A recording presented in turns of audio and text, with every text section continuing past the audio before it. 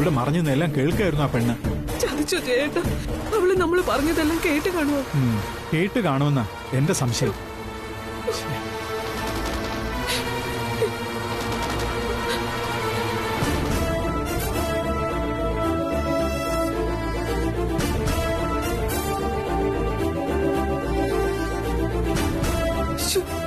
ആകെ പ്രശ്നമാകൂല എന്റെ ഈശ്വര.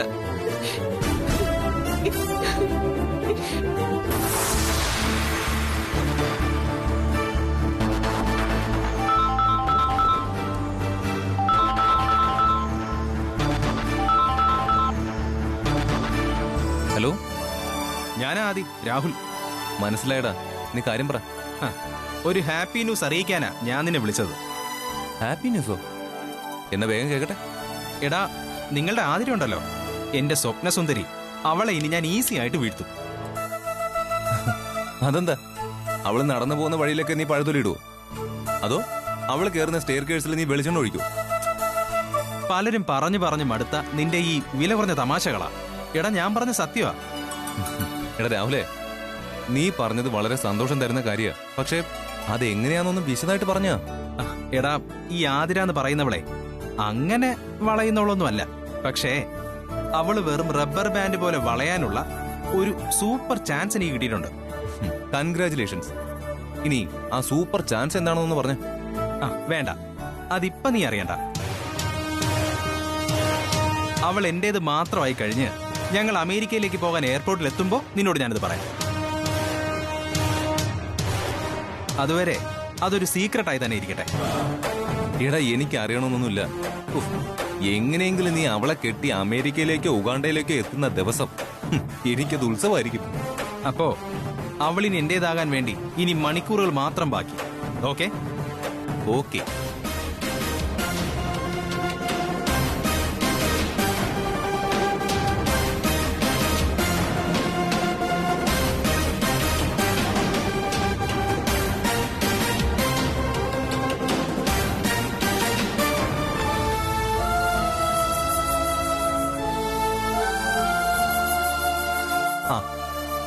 അതെ, എനിക്ക് വളരെ പ്രധാനപ്പെട്ട ഒരു കാര്യം പറയാനുണ്ട്. എന്താടാ? എടീ, നമ്മുടെ പ്ലാനുകള് വിജയം കണ്ടെത്തി കഴിഞ്ഞു. നമ്മുടെ എന്ത് പ്ലാന്? എനിക്കൊന്നും മനസ്സിലാവുന്നില്ല. അതായത് പ്രണയിക്കുന്നത് രാഹുൽ ആണെങ്കിലും അതിന്റെ ആ സ്പാർക്ക് നമ്മളിൽ നിന്നല്ല ആരംഭിച്ചത്. സ്പാർക്കോ? ആ എടീ, അതിനുള്ള പ്രേരണ നമ്മളിൽ നിന്നല്ലേ തുടങ്ങിയതെന്ന് മനസ്സിലായ? ഓ, പ്രണയത്തിന്റെ കോൺസ്പിറസി. എന്നിട്ട് ആ പ്രണയത്തിന് വല്ല ഇംപ്രൂവ്മെന്റും ഉണ്ടോ? ഞാൻ അതല്ലേ പറയാൻ തുടങ്ങുന്നത്. രാഹുൽ പലവട്ടം ശ്രമിച്ചിട്ടും ആതിര എന്ന അല്പബുദ്ധി വീണില്ലല്ലോ. അവൾ എങ്ങനെ വീഴാന്? ലക്ഷ്മണന്റെ പിറകെ രാവണന്റെ പെങ്ങള് നടന്നതുപോലെ അവള് നിന്റെ പിറകെ നടക്കല്ലേ, കെട്ടി അടങ്ങുമെന്നും പറഞ്ഞു. അതെ, അത് അവൾക്ക് തന്നെ മനസ്സിലായി തുടങ്ങിയിട്ടുണ്ട് നടപ്പുള്ള കാര്യമല്ലെന്ന്. ആ മംഗളപ്പച്ചി എന്റെ അമ്മയും കൂടി മോഹിപ്പിച്ച് അവളെ ഭ്രാന്താക്കിയതല്ലേ. എന്നാ ഇപ്പോ ആതിരയെ പ്രണയിപ്പിക്കാനും വീഴിക്കാനുള്ള വഴി രാഹുൽ കണ്ടെത്തി കഴിഞ്ഞു. അവനെ ആ വഴിക്കുള്ള നീക്കം ആരംഭിച്ചു. ആ, നടക്കട്ടെ. നടന്ന അവക്കും കൊള്ളാം, രാഹുലിനും കൊള്ളാം. ആതിരയുടെ കല്യാണം എങ്ങനെയെങ്കിലും നടക്കണം. അത് നടന്നു കഴിഞ്ഞാൽ നമ്മുടെ പ്രശ്നം എന്നേക്കും അവസാനിക്കും. ആ മോഹം ഒന്നും നടക്കില്ല. അത്തരം ദിവാസ്വപ്നങ്ങളൊന്നും കാണണ്ട രണ്ടാളും. ഓ, വന്നു വെള്ളിടി പോലെ. ഏത് നേരവും എന്റെ ഇവന്റെ പിറകെ ഇങ്ങനെ അലയ്യ. ഇഷ്ടം. ഒരിക്കലും നടക്കാത്ത കാര്യമാ നിങ്ങൾ രണ്ടുപേരും ചിന്തിക്കുന്നത്. ആതിരയ്ക്ക് മറ്റൊരു വിവാഹം ഉണ്ടാവില്ല. അവളുടെ കഴുത്തി താലി കെട്ടുന്നത് എന്റെ മകൻ ആദിയായിരിക്കും. ഞാൻ അമ്മയുടെ മകൻ ആദിയൊക്കെ തന്നെയാ. പക്ഷേ 2 കല്യാണം കഴിക്കാൻ എനിക്ക് താല്പര്യമില്ല. 2 കല്യാണം കഴിക്കാനല്ല ഞാൻ നിന്നോട് പറഞ്ഞത്. നീ ഒരേ ഒരു കല്യാണമേ കഴിക്കൂ. ആതിരയായിരിക്കും നിന്റെ ഭാര്യ. അപ്പോ ഈ നിൽക്കുന്നവളെ ഞാൻ എന്ത് ചെയ്യണം? ഇവളെ വല്ല ചന്തയിലും കൊണ്ടുചെന്ന് ലേലം ചെയ്യടാ. കാളക്കച്ചവടായിരുന്നു കുടുംബത്തൊഴിലെന്ന് തോന്നുന്നു. എന്തിയാനാ? അതാ ഇത്ര വിവരമില്ലാതെ പോയത്. കാളയ്ക്ക് വിവരമില്ലല്ലോ. മതിയടി കളിയാക്കിയത്. ഞാൻ കളിയാക്കിയതല്ലോ. ലേലക്കാര്യം പറഞ്ഞ് ദുർഗമ്മ സ്വയം നാണങ്കിലല്ലേ. നിന്നെ ഞാൻ... അമ്മയ്ക്ക് എന്നോട് ഒന്നും തോന്നരുത്. എനിക്കൊരു കാര്യം പറയാനുണ്ട്. ഒരു കല്യാണം ഞാൻ കഴിച്ചു. നിങ്ങളുടെ എല്ലാവരുടെ അനുവാദത്തോടെ തുളസിയുടെ കഴുത്തി ഞാൻ താലി കെട്ടി. ഞാനിതൊന്ന് പറഞ്ഞോട്ടെ. ഇതെന്റെ ആദ്യത്തെ അവസാനത്തെ കല്യാണം. മരണം വരെ ഞാൻ ഇവളുടെ കൂടെ ജീവിക്കും. നിർത്തടാ. ഞാനിവിടെ ഉള്ളപ്പോഴോ? മരണം വരെ നീ ജീവിക്കും, ആതിരയോടൊപ്പം, ആതിരയുടെ ഭർത്താവായിട്ട്. ഒരിക്കലും നടക്കാത്ത കാര്യം പിന്നെയും പിന്നെ എന്തിനാ അമ്മ പറയുന്നത്? നടക്കുന്ന കാര്യങ്ങളെ ദുർഗ പറയാറുള്ളൂ, അത് ഞാൻ പ്രവർത്തിച്ച് കാണിക്കുകയും ചെയ്യും. നീ ഒരു കുടുംബജീവിതം നയിക്കുമെങ്കിൽ അത് ആതിരയോടൊപ്പം ആയിരിക്കും. അതുകൊണ്ടേ ഇവളോട് ഇവളുടെ വീട്ടിലോട്ട് പോകാൻ പറ, അതായിരിക്കും നല്ലത്. നിക്ക, നിങ്ങൾ കെട്ടിക്കോ എന്ന് പറയുമ്പോ കെട്ടാനും ഉപേക്ഷിച്ചോ എന്ന് പറയുമ്പോ ഉപേക്ഷിക്കാനും ഇവന് കഴിയുമെന്ന് എനിക്ക് തോന്നുന്നില്ല.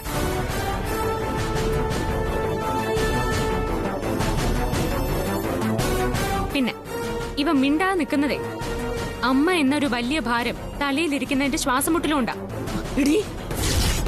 പിന്നെ എന്നോട് എന്റെ വീട്ടിലേക്ക് പോവാൻ പറയുന്ന വിരട്ടിലൊക്കെ കൈയിരിക്കട്ടെ. കെട്ടാൻ കഴുത്തു നീട്ടിയിട്ടുണ്ടെങ്കിലേ ഇവന്റെ കൂടെ ജീവിക്കാനും എനിക്കറിയാം.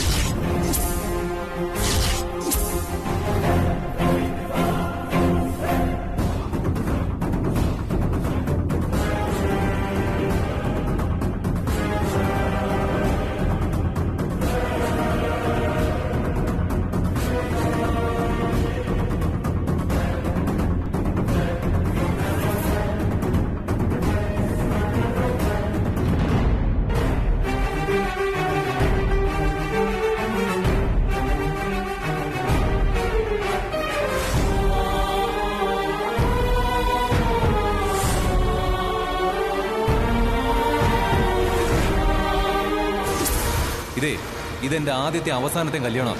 മരണം വരെ ഞാൻ ഇവളുടെ കൂടെ ജീവിക്കും.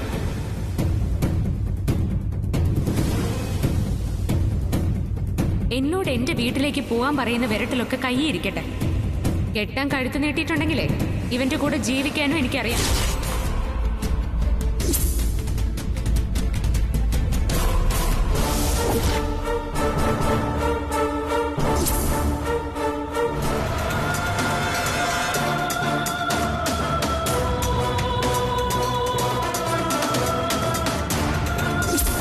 തുളസി നമ്മുടെ മകളല്ല എന്ന സത്യം അവൾ അറിഞ്ഞ എന്തായിരിക്കും സംഭവിക്കുക?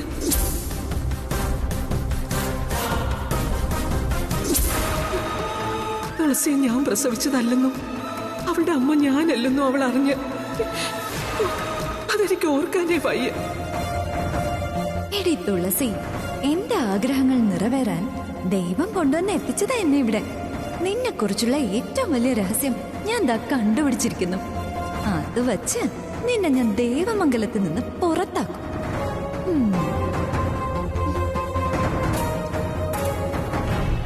ദുർഗാന്റി,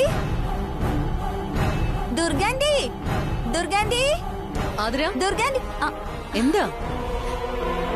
ആദ്യം അവൾ ഇവിടെ എത്തിയല്ലോ, നീ അങ്ങോട്ട് പോയത് വെറുതെ ആയല്ലേ? ഞാൻ അങ്ങോട്ട് പോയതേ വെറുതെ ആയില്ല ആന്റി. പോയത് കൊണ്ട് ഒരു വലിയ സത്യം അറിയാൻ കഴിഞ്ഞു. വലിയ സത്യോ? അതെന്താ? അത് കേൾക്കുമ്പോഴേ ദുർഗാന്റിക്ക് വലിയ സന്തോഷായിരിക്കും. നീ ഇങ്ങനെ സസ്പെൻസിൽ നിർത്താതെ കാര്യം തുറന്നു പറയേ. പറയാം. അവളെ ഈ വീട്ടിൽ നിന്ന് അടിച്ചു പുറത്തിറക്കാനുള്ള ഒരു വലിയ കാര്യമായിട്ടാ ഞാൻ വന്നിരിക്കുന്നെ. ആണോ? എന്നാ നീ പറ. ഞാനിപ്പോ അവളുടെ വീട്ടിലേക്ക് ചെല്ലുമ്പോഴേ ആ ജനങ്ങളും പ്രിയാന്റിയും കൂടെ ഒരു കാര്യം പറയുന്ന കേട്ട് ഞാൻ പകച്ചു നിന്നുപോയി.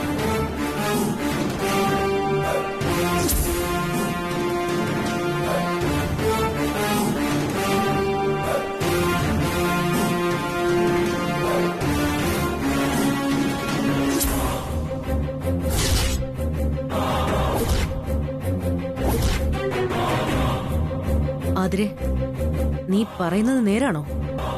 പിന്നെ ഇത്രയും വലിയ കാര്യമൊക്കെ ഞാൻ നുണ പറയൂ ദുർഗാന്റി? എനിക്കറിയാം നീ നുണ പറയില്ലെന്ന്. ദൈവമേ എന്റെ കൂടെയാ. അവൾക്കെതിരെ നല്ലൊരു ആയുധം വേണമായിരുന്നു, അതെനിക്ക് കിട്ടി. ഈ ദുർഗ വിജയിച്ചിരിക്കുക, എന്നേക്കുമായി ഞാൻ വിജയിച്ചിരിക്കുക. നീ വാ.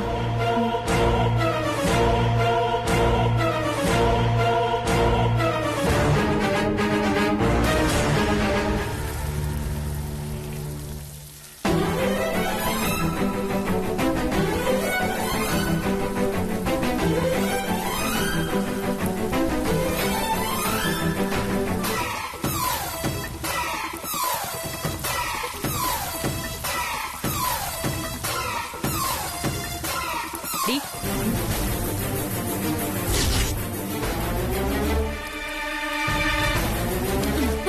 വാടി ഇവിടെ. ഇങ്ങോട്ട് വരാൻ. ഇങ്ങോട്ട് വരാൻ. കൈ വിടും. വാടി. നിന്നെ ഞാൻ ശരിയാക്കി തരാം. ഇങ്ങോട്ട് വരാൻ. നിന്നോട് വരാനല്ലേ പറഞ്ഞേ? കൈ വിട. വാടി ഇവിടെ. ദുർഗമ്മ വിട. ഇങ്ങോട്ട് വരാൻ. എന്താ കാര്യം? ഇങ്ങോട്ട് വാടി. നടക്കടി. അനാഥാലയത്ത് ജനിച്ചവളൊക്കെ തറവാട്ടിൽ കയറി താമസിക്കുന്നു. നടക്കന്നെ. നടക്കടി അങ്ങോട്ട്. ഇങ്ങോട്ട് വാടി. എന്താ പ്രിയേ, പ്രിയേ, ഇങ്ങോട്ട് ഇറങ്ങി വാടി. ഇങ്ങോട്ട് വാ. എന്താ? അയ്യോ വിട്. എന്താ ദുർഗേച്ചി ഇത്? എന്താ ദുർഗേച്ചിന്നോ? നീ ഇനി ആവശ്യമില്ലാതെ ഒരു അക്ഷരം മിണ്ടിപ്പോവരുത്. ഞാൻ ചോദിക്കുന്നതിന് സത്യം മാത്രമേ പറയാവൂ. ദുർഗേച്ചി മോളുടെ കയ്യിൽ വിട് ദുർഗേച്ചി. മോളെ എന്താ ദുർഗേച്ചി ഇതൊക്കെ? ഡേ, ഞാൻ ചോദിക്കുന്നതിന് നീ കൃത്യമായിട്ട് മറുപടി തരണം. ഇവള് നിന്റെ മകളാണോ?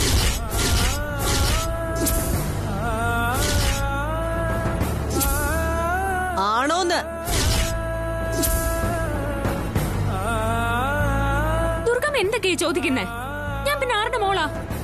നീ മിണ്ടരുത്. സത്യം പറയടി, ഈ നിൽക്കുന്ന തുളസി നിന്റെ മോളാണോ?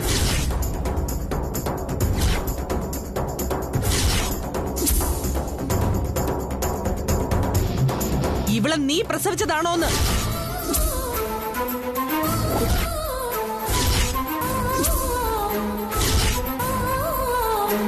ആണോടി?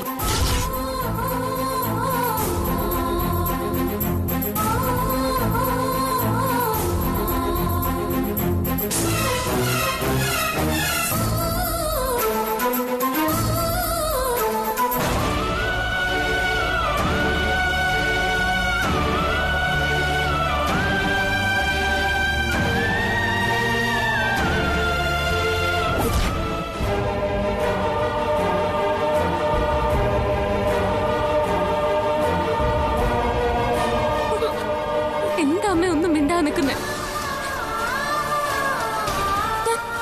ഞാൻ അമ്മയുടെ മോളാന്ന് പറയുന്നേ.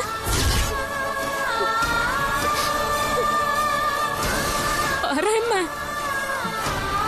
ഡീ, നിന്നോടല്ലേ മിണ്ടരുതെന്ന് പറഞ്ഞത്?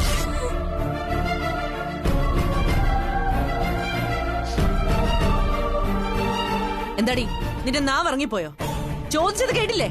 സത്യം പറ, ഇവള് നിന്റെ മോളാണോ? ഇവള് നിനക്ക് ജനിച്ചവളാണോന്ന്?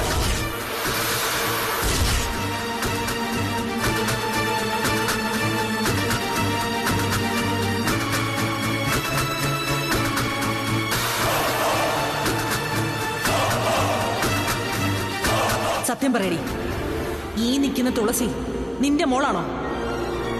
ഇവളെ നീ പ്രസവിച്ചതാണോന്ന്?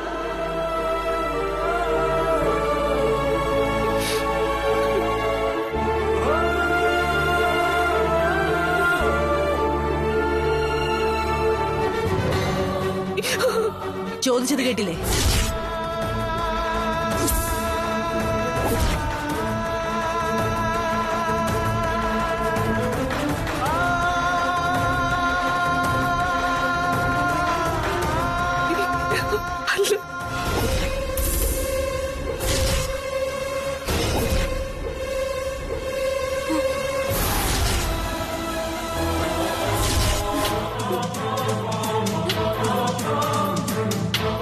എന്താ?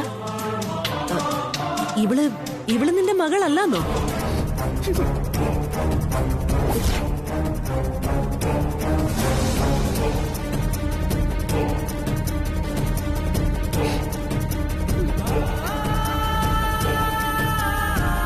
അല്ല.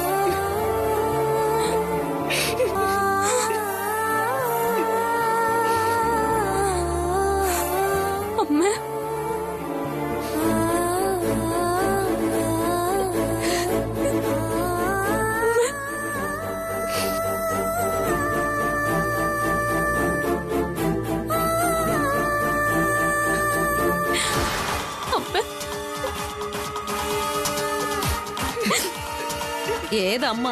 ഇവള് പറഞ്ഞത് കേട്ടില്ലേ? ഇവള് നിന്റെ അമ്മ അല്ലാന്ന്.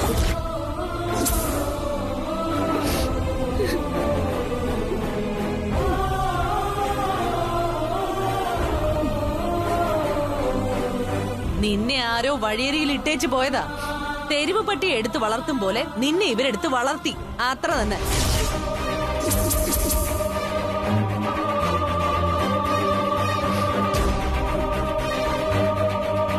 എന്നിട്ടാ അവള് വലിയ വീട്ടിലെ ചെറുക്കനെ പ്രേമിച്ചത്. തെരുവ് പെണ്ണ്.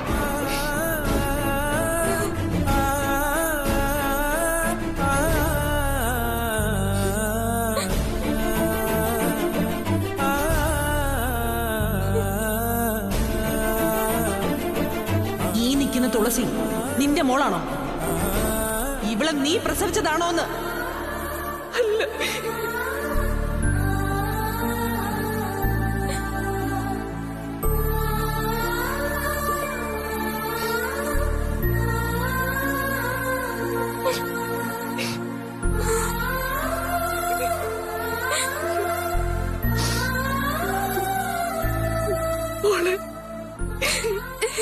വേണ്ട, വിളിക്കണ്ട എന്നെ. ഞാൻ തെരുവ് പെണ്ണല്ലേ.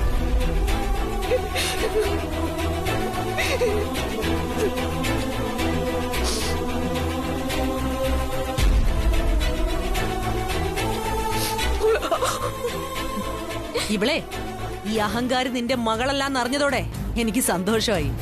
ഞാൻ ജയിച്ചു.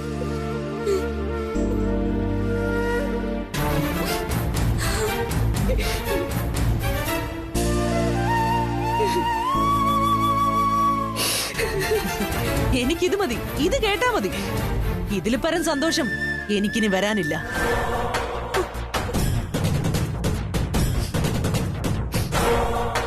ഇനി ബാക്കിയെല്ലാം ഞാൻ ചെയ്തോളാം. ഇതോടെ അവസാനിച്ചു ഇവളും ആദ്യം തമ്മിലുള്ള ബന്ധം.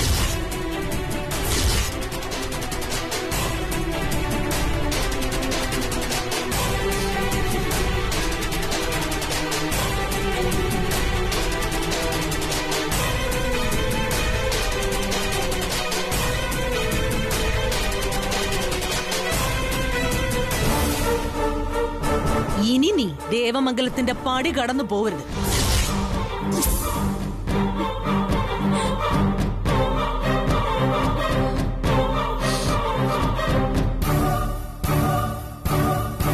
പെങ്ങളുടെ മകളെ കൊണ്ട് മകനെ വിവാഹം കഴിപ്പിക്കണമെന്നുള്ള ആഗ്രഹം മാത്രമേ പ്രസാദേട്ടന് ഉണ്ടായിരുന്നുള്ളൂ. ഇതിപ്പോ പെങ്ങളുടെ മകളല്ലല്ലോ, ഏതോ തെരുവ് പെണ്ണിന്റെ മകളല്ലേ.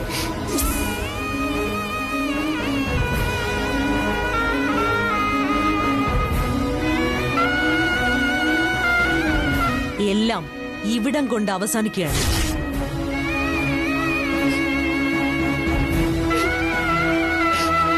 ഒരനാഥ പെണ്ണാണ് ഇത്രയും കാലം ദേവമംഗലത്ത് ദുർഗയോട് ഏറ്റുമുട്ടിയിരുന്നത്. നിന്നെ കൊല്ലേണ്ടതാണ്. കൊന്നാലേ ഒരാളും ചോദിക്കാനുണ്ടാവില്ല.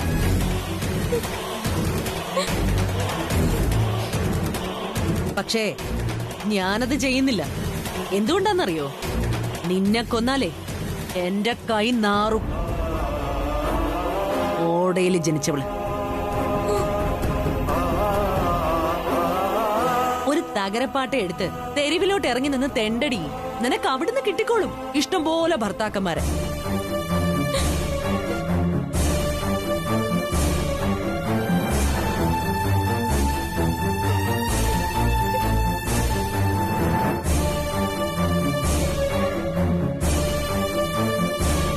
നീ വാ.